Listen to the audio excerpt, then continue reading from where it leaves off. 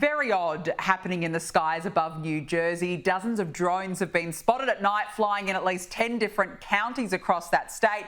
Authorities don't know where they're coming from, who's flying them and why, other than to say they are very sophisticated, and the FBI is now involved. The Pentagon has shed some light. Have a listen to this. Those drone sightings that have been reported, at this time we have no evidence that these activities are coming from a foreign entity or the work of an adversary. We're going to continue to monitor what is happening, but at no point were our installations threatened when this activity was occurring. Kosha, this is all very bizarre, and it's venturing into that conspiracy theory territory on social media. What do you think is going on here? It is really bizarre, and basically what she said over there, the press secretary, is I'm ruling out that there's any active foreign adversaries behind this, and I'm also ruling out that it's U.S. military. So then what's left? And I think Senator Josh Hawley of Missouri came out a short while ago and said that this best case interpretation of this is its gross incompetence of our government agencies that are already at an all-time low in terms of trust that the American people are placing, or not placing anymore, I should say, in them. And worst case, it's something more nefarious where they do know more than they're telling us. And then, as you say, in this era of social media, if there's a vacuum of information coming from the authority, all sorts of theories and conspiracy theories are going to populate that void. And that's where we are, unless they hurry up and either reveal something that they already know or improve their ability to investigate something like this, which you would think should not be that hard for the most powerful government on earth.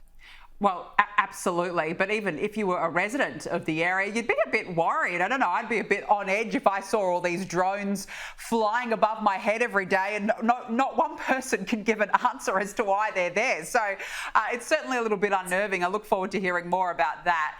Now, let's move on to Alvin Bragg, the Manhattan District Attorney. He has proposed what he is saying is a, quote, novel idea to keep Donald Trump's hush money conviction in place.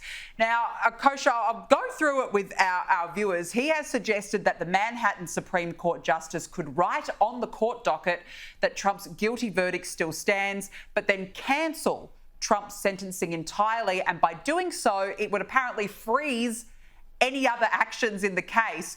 Kosha, look, this seems awfully bizarre and convoluted. How do you understand this?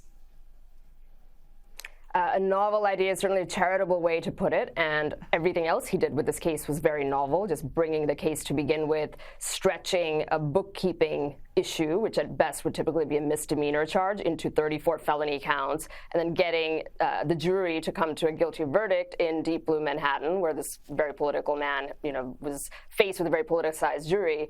And then he's not technically a convicted felon because that sentencing hasn't happened, which is interesting with this theory that Alvin Bragg is proposing.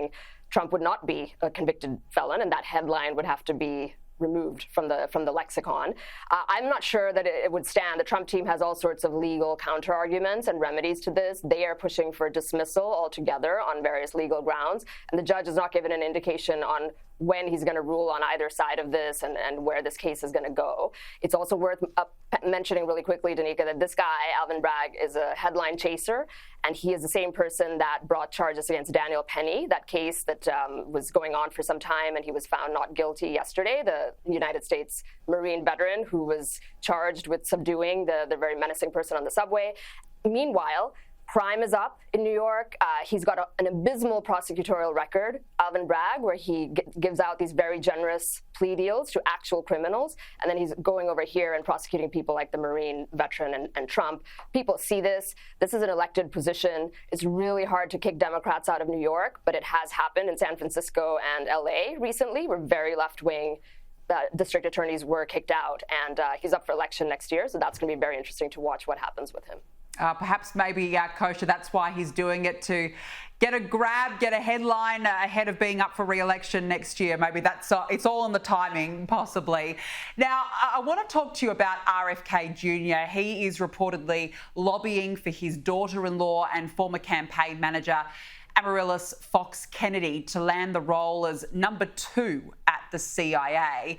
He also believes that she could help uncover the agency's possible role in the assassination of JFK.